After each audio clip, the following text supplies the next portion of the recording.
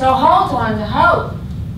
You know, when you have problems, when you have challenges, when you're overwhelmed, when you're feeling negative, it's the hope, it's the forecast future, it's the ability to look up. You know, look up, lighten up is the key. And you do it within the confines of your minds. How you are, how you think, is what's going to move you and motivate you to do everything that I'm asking you to do. All right? So I want you positive and I want you hopeful. Now the theme for the day is how to stay independent. Well, what does the word independent mean? And why is it important to everybody? Do something by yourself without the aid of others. Yeah, you're independent, you can do it, and I don't need you to help me. All right? I have to do something, I can just get up and do it. All right? It's very important. It's very important because it affects your thinking on all different levels. You know, it gives you esteem. I can do it. Right? Right. It's like, you know, if you can't do something, you don't want to do it, you don't like to do it. Have you noticed that? All right?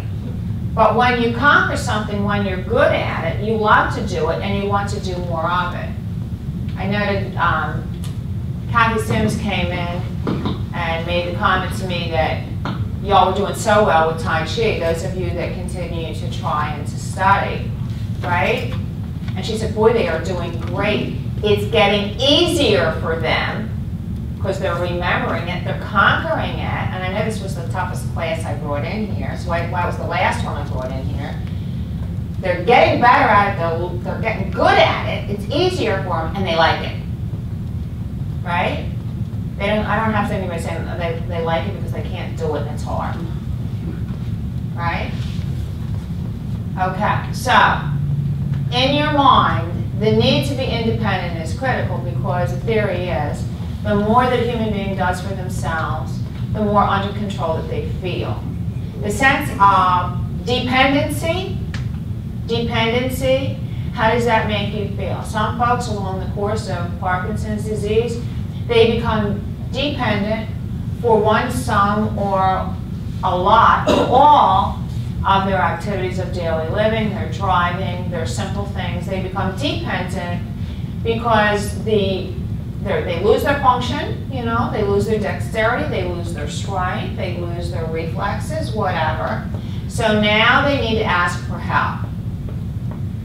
And asking for help is a new feat for some, right? Some people don't like to ask for help. How does it make you feel when you feel dependent? Less.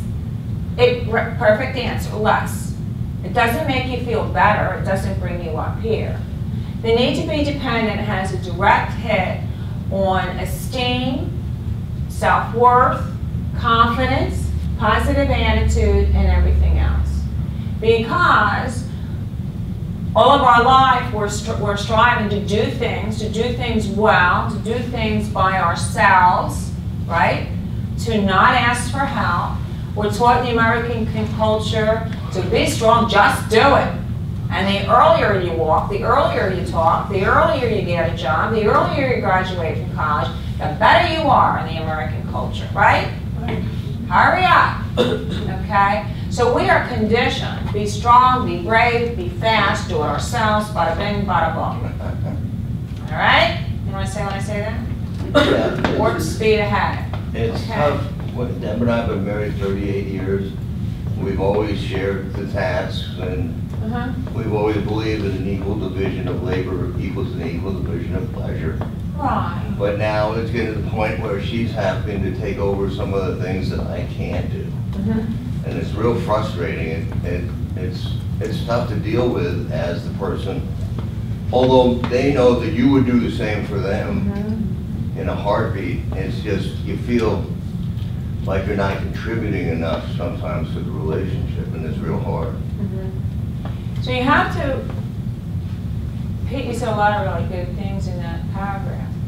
You have to, my Parkinson patients, you have to understand that the physical restrictions of Parkinson's disease are going to limit you, all right? You have to understand, you have to accept, you have to tolerate the fact that Parkinson's disease affects every muscle in your body, okay? It zaps you of your energy, it zaps you of your dexterity, it zaps you of your impulsivity and your drive and your passion. This is what the disease is, right? So as you go along the course of the disease, it's an exercise in futility if you don't try to tolerate and accept the reality of what the disease is doing to your function, your physical function. Are you hearing me? So my message to you is stay as strong as you can, do as much as you can, okay? But when you're not able to do it anymore, do not beat yourself up or feel less than yourself because you can't, all right? Focus on other things that you can fit in that slot that you can do, okay? So Pete, I'm going to pick on you. You might not be able to, you know, clean the garage or whatever you used to do. I have no idea. But you know what, honey? You can load the dishwasher and fold the towels, all right? So change, what I say, you didn't give him a nudge there. Alright? That would be you, honey. Okay? This is no time for set boundaries. I have neighbors that live to the one side of me, and I live on a big acre lot. But they have defined to the detail of what he does and of what she does. I've never seen anything like that. Okay, that's their lifestyle. That's the way that works for them, and it's really none of my business. But I do find it a little strange. So they need to modify, you know, they need to modify, oh, well, I used to do this, and this is the man's role, and that's the other thing in American culture. Men do this, and women do this, you know, that's it. There's nothing in the middle here. Forget that, too. Because to live well with Parkinson's, you have to plot your own plan. You know, this is no cookie cut. You got to figure out what's right for you. And you have to do it every day. You have to do it every day, and you need to find a way to wear that positive face, all right, and to get through it. So, my Parkinson patients, if you can't do it anymore, don't beat yourself up, but you compensate with something that you can do. Like what? Give me an example. I'm having trouble with that table number 1. Every time I drag on one table, it drives me crazy. What? He wants to sleep, or what is she doing? Mowing the grass? Huh? You know what she's doing? You may have a boyfriend in the afternoon. Oh my goodness. Don't you be telling Marilyn more than Marilyn needs to know. I don't want to know Mopping that. floors is what I'm doing. What? I'm mopping floors. Mopping floors, she's cleaning. And he's doing what? Oh, he's out of the way. He's sleeping? Sleeping. Okay, I want you to work on that. I want you to be fair to each other. You know, you're like the dynamic duo. You're partners. You and your caregiver are partners. And you have to be very careful with Parkinson's because, just wait a minute because I'm in the middle of a sentence and you know if I stop I won't be able to remember. Parkinson's, in addition to that, will encourage and promote apathy. You know, you're not as inclined. You don't have the incentive. You don't have the impulsivity. You can have impulsivity in other areas based on other drugs, but you don't have that, let's just get up and do it because it's easy and I can do it fast and easy, okay? So apathy, slowness kicks in there. It becomes very, very easy to become a couch potato. You gotta push yourself with this. You gotta and you patients, you need to push yourself with that a bit because if you're in the recliner belly up, you're going to become apathetic and fat and depressed, and your loved one isn't going to be looking at you so great. Yeah. Okay? I'm just wondering, because we go through this too, right? And he feels bad that he can't do this and this. Yeah. I say, yeah, but there are things that I can't do that he still can do, and I appreciate it. But I'm just wondering, what if in the morning, like the person with Parkinson's, when you wake up, maybe just talk to your spouse. I don't like caregiver all the time, because I feel like he's taking care of me half the time. But anyway, and say, is there anything particular that I could do for you today, or that you would like to do today? Just to put it on the record, and that way I think you get your focus off yourself. I know I always feel better, and so maybe it would be, I don't know, does that make any sense? It's a very fine thing, because you know what? You're being proactive. You're starting your day with communication. You're starting your day with an open act of love and affection and generosity, all right? You're starting the day knowing what your loved one needs, all right? You're giving your loved one the opportunity to talk to you. That's a very, very good theory. Do it in the morning and you know what to expect, as opposed to 7 o'clock at night, you're saying, honey, would you do this for me? You see what I'm saying? Or I wanted you to do this for me. Yeah. You didn't imagine that you would want that.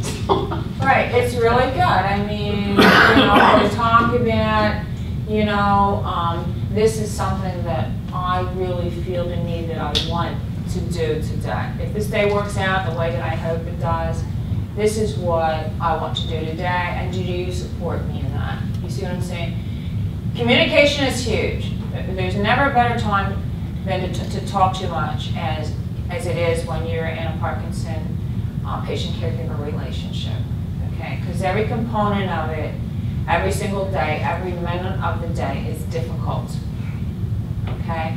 Now, the need to help your loved one to be independent, which is what we're going to be talking about today. The need to be independent, the need to do for yourself, the need to stand up and say, I can do it, I'm going to try to do it, I'm going to motivate myself to do it, I'm going to ask for help if need be, okay?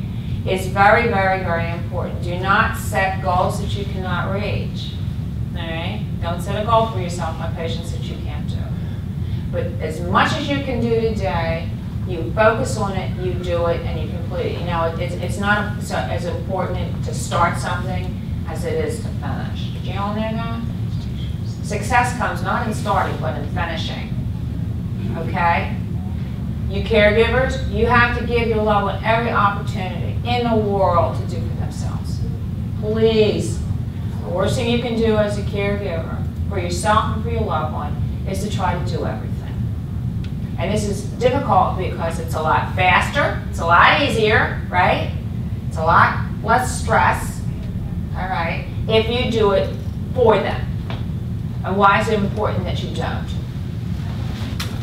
So that they keep on doing it. You want them to keep on doing it. Don't let them slide. So they don't feel demeaned by your Or useless. Yeah. Yeah, the word useless, that word useless. Self-esteem. That word useless is, kind of says a lot, doesn't it? That's a very, very sad word. I mean, because that's it. The thing is, that how many of you have ever had a moment in time that you felt useless? Everybody has. Everybody does. If you fail at something, if you can't do something, if you want to and can't. I think I like the word unable better than useless, because everybody has a use, everybody has a purpose, everybody matters. All right? Unable is much better because... Unable. I'm not able to do implies that you can today. But when you come into the fact, I feel useless, what good am I? Right? How many of you have ever had those words pass away and you have, what good am I? I can't do anything. What good am I? What's the answer to that, friends? What good are you? Plenty good. Huh? Plenty good. Huh? Plenty good. Plenty good. Good and fun. Coming from my loving caregivers, I'm asking you patience. What good are you? There's still things you can do. Just because you can't do one particular thing doesn't mean you There's can't plenty do of it. things you can do. I don't want excuses coming out of you. There's nobody in this room that's useless. You are able to do plenty. And even if you can't do the big stuff that you think is your responsibility and your role, because you've been doing it for the last 100 years, what things can you do even if you lose function? What can you do? You can keep trying. You keep trying. You keep trying. Communicate. You communicate. Just do something.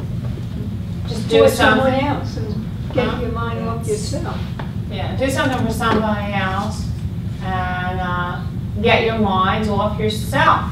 This is the other thing too. Sometimes when you have a problem, you can become overindulgent in yourself. You know, focus totally, you are consumed, you are obsessed with your problem, how you're going to fix it. You become all consumed that nobody else has got what you've got. You know, you can become overwhelmed. What am I going to do about it? You can become fearful. How am I going to be in a year? And you can negate yourself in about 30 seconds. So get the focus off of you and get the focus on each other. Yeah, Pete. Well, it's all relative in my opinion, because there are times when I'm on my medication and it's working good, I can do anything. There you go. Cut a cord of wood, whatever. But when my medication is failing me, I have trouble bringing the plate in from the kitchen to the dining room. So it's all relative to what point you are at physically. Exactly. In the cycle of the day. Okay. Right. And so, you know, my patients, if you're tired, if you're fatigued, if you're in your off period, you know, just open your mouth and say, I am really sorry, I'm off right now. Yep. You know, and we all know you go on and off like that light switch. Yep. Right?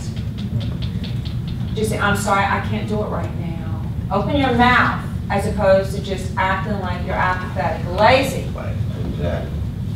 All right? Or simply say, you know, I'm not feeling so well today. I'm very fatigued. I'm just pooped out, and I just need a flex day to feel better.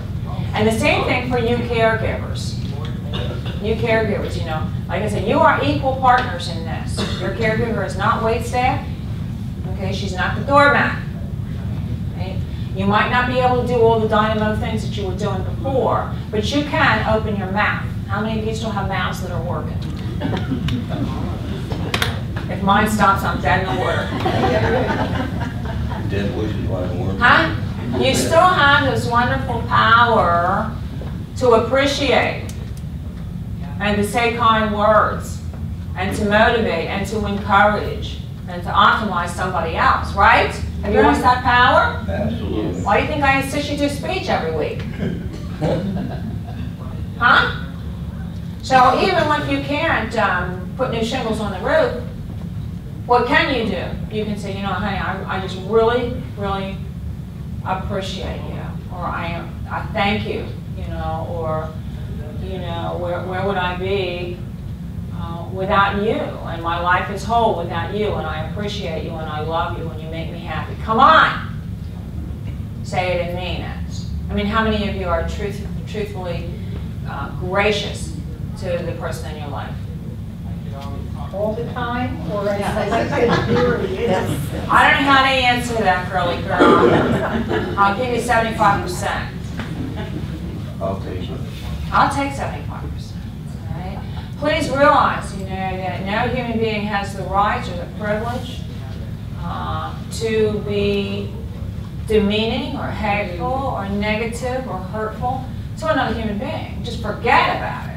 I don't care who you are. I don't care if you're talking to a child, a senior, an equal, you know, a counter partner in the workforce. If you can't talk to somebody in a loving, respectful, motivational, appreciative means with those words, then keep your mouth shut. Right? Because you can't unring the bell, right? Sticks and stones. You can do so much damage, and you can do so much greatness by the words that come out of your mouth. So, to my caregivers, to encourage your loved one to be independent, a lot of it is motivation. A lot of it is setting them up for success. a lot of them is encouragement. Because your caregiver is a higher level, the more positive you keep your loved one, the better your life is going to be. Am I right? Right. Because people that love each other, people that are in a partnership, they will mirror each other. Am I right with that? Yeah. Right, Charles? Charles agreed with me, yay. All right? Give them a cookie. Give them a cookie. I mean, I learned this when I was raising my children. You know, if I was positive and happy and under control at that dinner table, man, those kids were really good. But if I was wigging and losing it, you know, then they would sense that. And that's exactly what will come back to me. Well, there's that old saying, if mama ain't happy, ain't nobody happy. Oh, that's true. Isn't it true? Yeah. So, you know, sometimes, and it's better for you. You know, the human spirit, the human heart, doesn't want to be in torment. It doesn't want to be unhappy. It doesn't want to be stressed, okay? You want to be happy. You want a sense of peace and balance, and you need to work at that, okay? That initiates from you. And if you can feel that and live that and grow that, and then you extend that to the people around your life, they will get it by osmosis and give it back. You notice you walk into a room, you know, I mean, I have days that, you know, I don't feel like smiling, you know? And I don't feel like being nice all the time. Because I'm Philly and I can really rock and roll if I want to. But I find the minute that I smile and be happy and, hi, how are you doing? I'm so happy to see you. Oh, great, man, how you doing? You know, blah, blah, blah, blah, blah. And the next thing I'm feeling good. You see? Play the positive note. Play the positive note. And if you can't do what you used to do, there's other things that you can do just by promoting somebody else, by helping somebody else, by encouraging somebody else.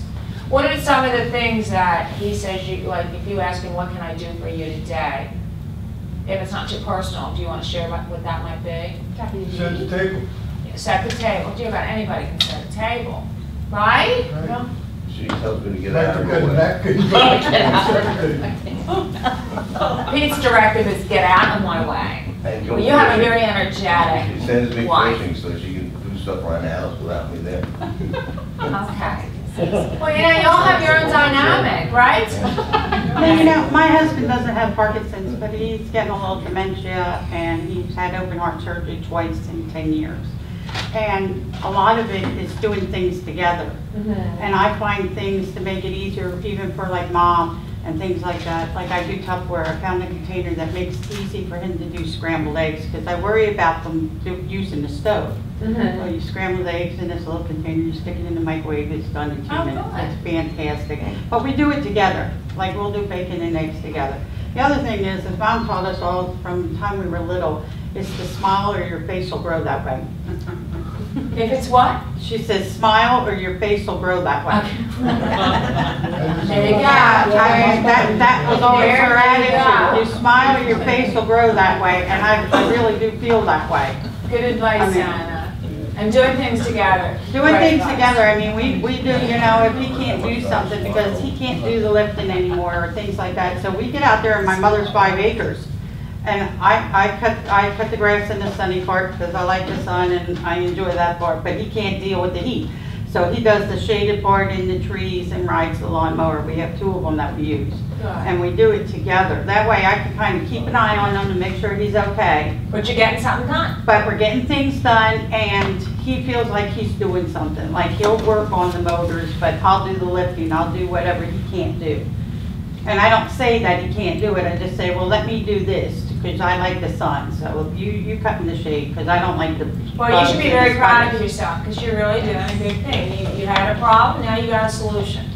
And you're not only getting the task at hand done, you're doing something for your mother, and you're allowing your husband to do something constructive that he can and wants to do. Right, and I So I kind of, commend you.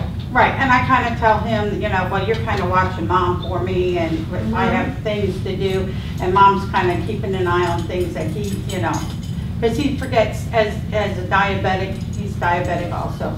He gets out there and he doesn't think about eating. It's not that he's not hungry or hungry, he just doesn't think about it. then he goes all day without eating. Well, Mom knows that, so she'll call him in and tell him to eat something or come and do something. So we kind of watch out for each other, the three of us. It's a good thing. That's good. That's it. And one for all and all for one, right?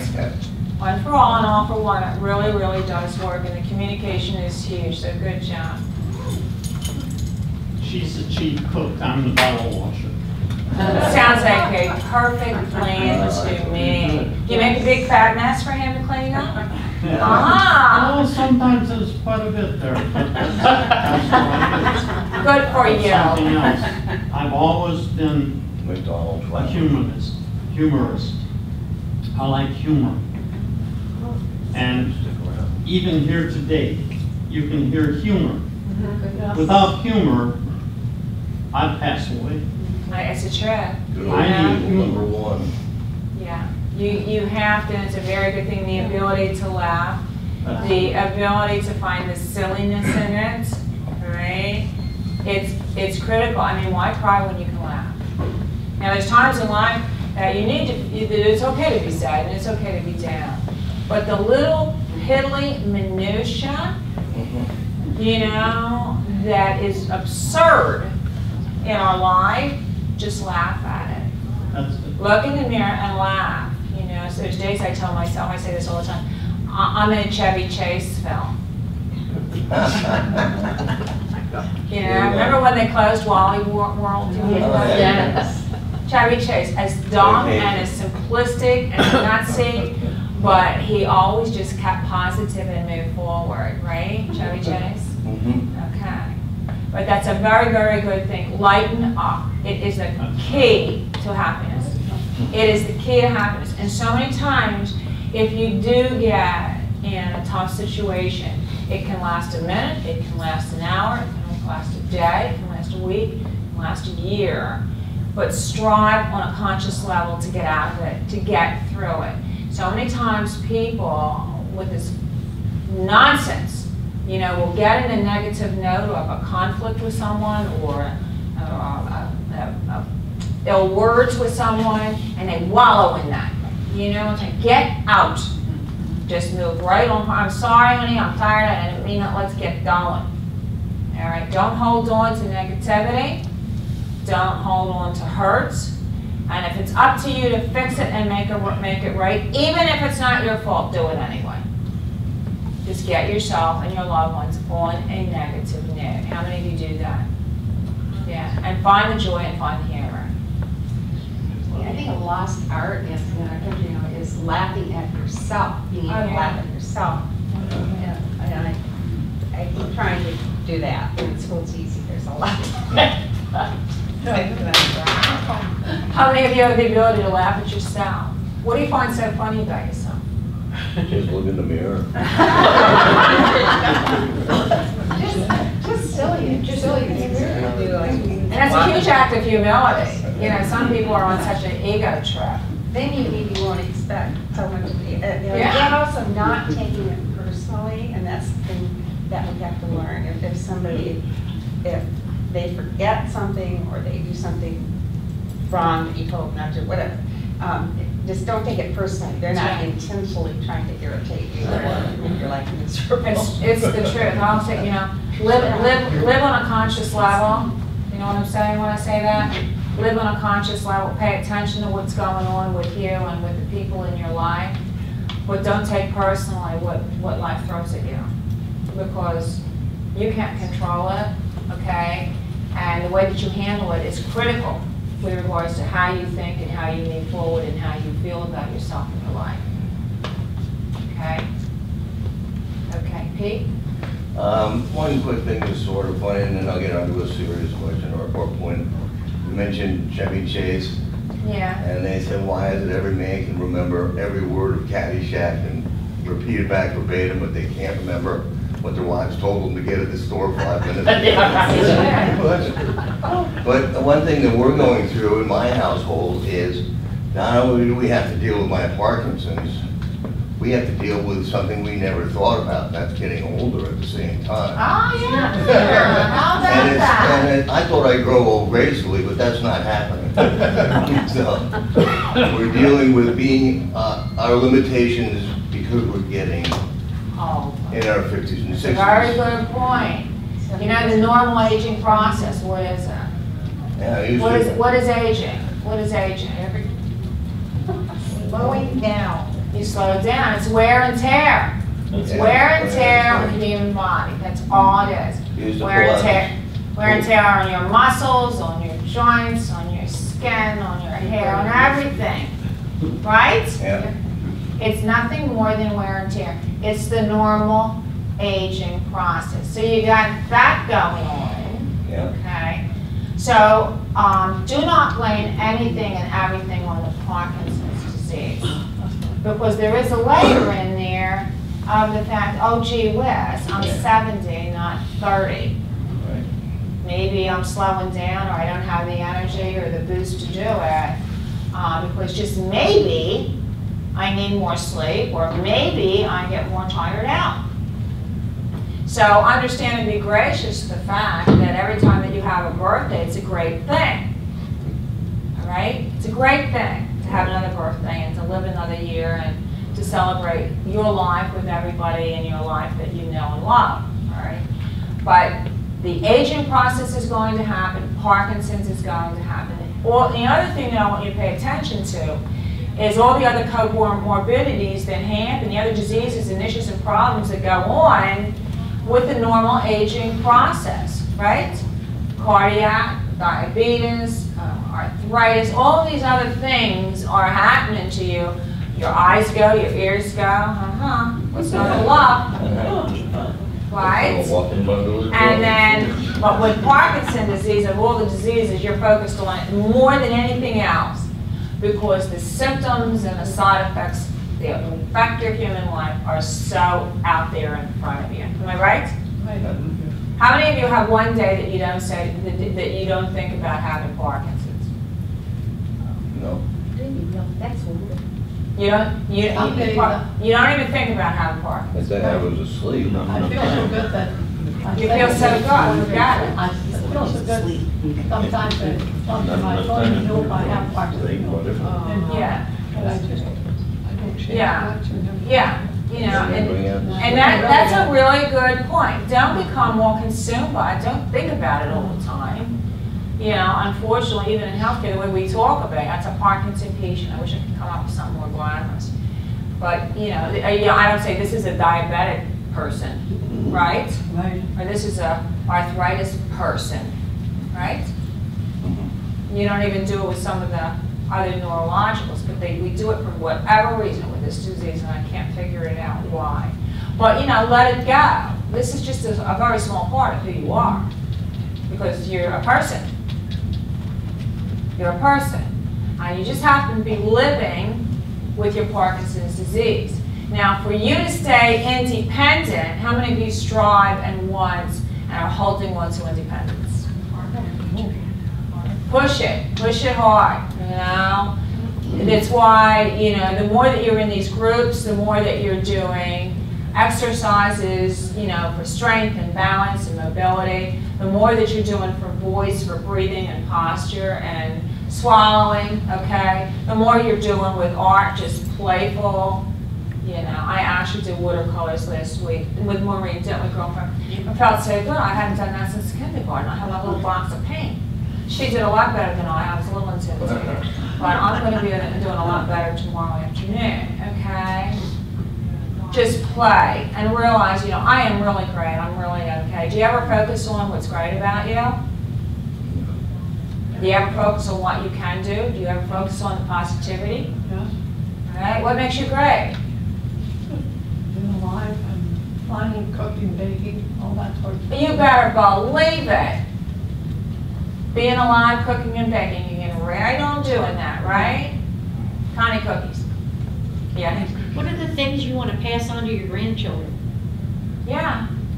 That's a very good point, Warren. How many of you are fortunate enough to have grandchildren? Yeah, it's a nice thing. Huh? Great-grandchildren. Great-grandchildren. Yeah. How many of you are great-grandchildren? Oh my gosh, you're so lucky. She might get great-great-grandchildren before she goes, okay? Hang in there, Anna. My granddaughter was born on my birthday. Oh, wow. Her first great-grandchild was born on her 60th birthday. Oh my gosh, I how said, about you're not that, gonna be a razzle great grandmother dazzle? before I'm 60.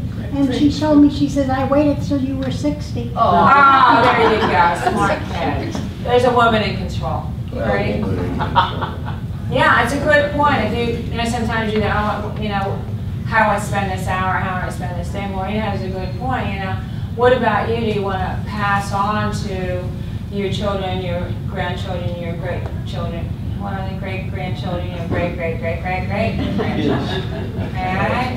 And those are the wonderful qualities that make you great, because, your legacy is nothing more than what you leave in someone else. Well, I'll be 80 at the end of this month and she'll be 20. Okay. Great-grandmother. 80 and 20, you got plenty of time, girl. My money's on you. My aunt lived over to be 100, my great They aunt. are. So my relatives go gone a long time. Her sisters are going. Out of 12, you have 6 left? 6, and they're all in their 80s and 90s. Did I ever tell you the story I used to do before I used to do a lot of national public speaking, and I was speaking at some big luncheon, for centenarians, is it, centenarians, 100-year-olds? Centenarians. There was this big luncheon and everything at one of the upscale residencies here in Sarasota, and I'll never forget, I had this wonderful lady. She came up to me after the presentation, and she was like this big, and she was in a suit, and her hair was done like Miss Fern, and she had on a glitz, and her nails were done, and she was in pumps, and no hearing aid, no glasses, no walkers, just truthers. I have to tell you Marilyn's story every week, right? And so she came up to me and she goes, Marilyn, she said, I need your advice. And I said, well, what do you need from me? And she said, I got, notice that I'm supposed to go to my high school reunion, or my college reunion from Cornell. And she said, and I don't know if I should go or not. So I said to her, well, so if you're afraid to travel, we'll get you a companion, or, get you somebody to travel with you and help with your luggage and blah, blah, blah. And she said, oh no, she said, I'm not afraid to travel. She said, I travel all over the world. She said, I just am thinking about why I should go, because she said, everybody in my class is dead. And I'm standing there looking at her. I work nursing home. You hear the simplicity of that story? Didn't see me thinking, I need to hire an aide to carry her to New York. I worked in a nursing home, and we had this little lady who was like 90, 100 years old, walkie-talkie, everything else, and she said to him, she said, I wish they would quit putting these old biddies in my room. Yeah. And here, they're younger than she is, but Right. they're not able to do anything, So what's the point being sad? You live in your mind, you live in your head, right? How many of you really look in the mirror and think that you are the age that you are? No. I mean, do you look in the mirror and say, well, God, look at me, I am X number of years old? How do you do that? I don't either. I think that birth certificate is lying to me. Right? Right. You live in your mind, and you live with the positivity and the motivation and the hope for tomorrow. What can I get into now? Right? You look at my chairman, Larry Hofheimer. Larry is 75 years old. He travels every week across America. Doing better, growing organizations, meeting new people, doing what he can. He's a retired attorney. Worked hard his whole life. He's here every day. What, morning? 8:30 in the morning, making sure I'm here. But the motivation and the drive, and that's what you need on the level that you can do within the reality of your life. If you're retired, have a happy life, and stay active. Stay independent, stay functional. If you can't drive, so what? Then you say, honey, I'd like to go somewhere at 1 o'clock, and you give me a hand. If not, I'll call my buddy next door. Okay? A big part of this is having a plan, reaching out to other people, making requests in a very loving, respectful way. Communication is huge. You just do it. Do it. But independence for you is critical. Do as much as you can for yourself, because the odds are with any of the neurologicals, once you stop doing something, the odds are you will not do it again. Are you hearing me? Yeah. Are you hearing me? Yeah. If you stop me nudging you to do it again, it's going to be really tough, letting you off the hook. Okay. Same thing now. If the day comes in your lifetime that you can't do it anymore, then that's okay as well. There's your graciousness. I can't do it anymore. I accept that. How many of you accept your disease? You gotta accept it, you gotta control it, you gotta be stronger and smarter than it. It's my rule. That's why I teach all the time. Here's your problem, here's your solution. If you do it, you're gonna be fine. All right? Stronger and smarter. Strong in your mind. I can do it. I will do it because my life matters. So see, it all comes back to sense of worth. Your sense of worth. You are not useless. The world can't be without you. Okay, did this help you? Yes. Okay. You look in that mirror and you laugh and you say, I